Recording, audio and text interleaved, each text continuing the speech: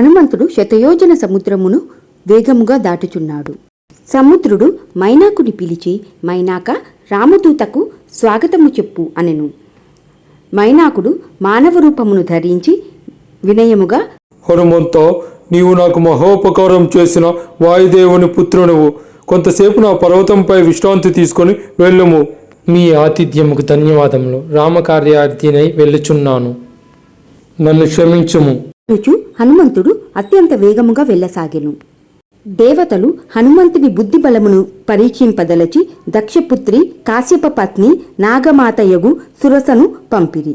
ఆమె హనుమంతుని మార్గమునకు అడ్డుగా నిలిచి, దైవ కృప వలన నాకు ఆహారం దొరికినది, నేను నిన్ను భుజించెదను.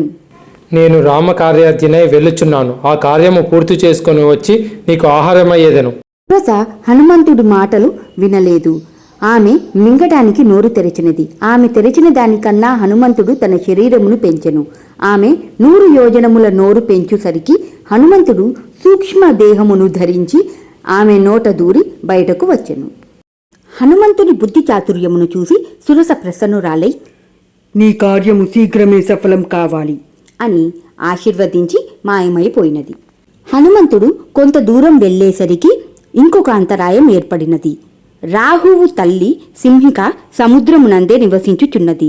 సముద్రముపై ఎగురు జీవులను నీటిలోకి లాగి సంహరించుచుండెను. ఆమె హనుమంతుని కూడా సంహరించాలనుకొన్నది. హనుమంతుడు ఆ రాక్షసిని ముందుగానే గుర్తించి ఒకే ఒక్క గ్రుద్దుతో ఆమెను సంహరించెను. అంతా హనుమంతుడు నిర్విఘ్నముగా సాగర తీరమునకు చేరుకొనెను.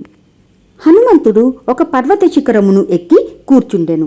అక్కడి నుండి లంక అంతయు కనిపించును అని భావించి అక్కడి నుండే లంక విషయములు తెలుసుకొనవలనని అనుకొనెను.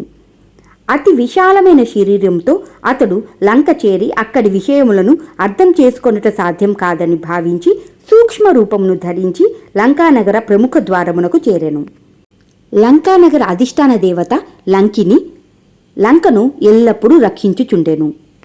రహస్యముగా ప్రవేశించుచున్న ఆంజనేయుని చూచి ఆమెకు సందేహము కలిగి ఆమె హనుమంతుని దగ్గరకు వెళ్లి గద్దించి, నీవు దొంగలా లంకలోకి ఎందుకు ప్రవేశిస్తున్నావు? హనుమంతుడు కోపంతో ఆమెను ఒక గ్రుద్దెను.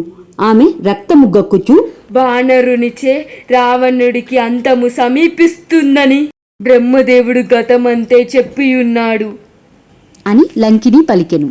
అప్పుడు హనుమంతుడు సీతమ్మ జాడను తెలుసుకొనుటకు లంకలోనికి ప్రవేశించెను. హనుమంతుడు సీతమ్మ కొరకు వెతుకుతూ రాక్షసులను వారి మంత్రాంగ గృహములను పరిశీలించినాడు.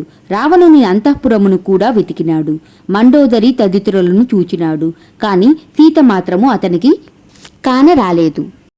హనుమంతుడు చింతించుచు చెప్పలేని బాధను అనుభవించెను. రామనామస్మరణ చేయుచు ఇతర స్థానములందు కూడా అన్వేషించసాగెను.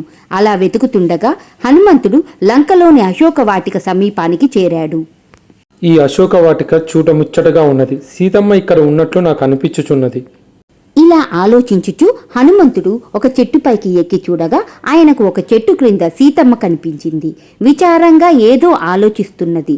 నిశ్చయంగా ఈమె శ్రీరాముని పత్ని సీతమ్మ అయి ఉంటుందని భావించాడు. ఇంతలో రాక్షసరాజు రావణుడు సీతమ్మ దగ్గరకు వస్తుండటం చూసి ఆ నీచుడు సీతమ్మతో ఏమి మాట్లాడుతాడో విందాము అని అనుకున్నాడు. రావణుడు అక్కడకు వచ్చి అనేక విధములుగా సీతమ్మకు నచ్చచెప్పాడు, భయపెట్టాడు. ఇలా నానా రకాలుగా దురాశలు చూపాడు. కాని సీతమ్మ అతని వైపు చూడనే లేదు. సీతమ్మ రావణునితో ఇలా అనెను, ఓ రావణ, నీవు నన్ను ఎంత కష్టపెట్టినను నేను శ్రీరామును తప్ప మరో పురుషుణ్ణి చూడను. అప్పుడు రావణుడు అక్కడి నుండి వెళ్ళిపోయాడు. రాక్షస స్త్రీలు కూడా వెళ్ళిపోయారు. పార్ట్ 6 కోసం వేచి చూడండి. వీడియో నచ్చినట్లయితే లైక్ చేయండి మరియు మా ఛానల్ని సబ్స్క్రైబ్ చేయండి.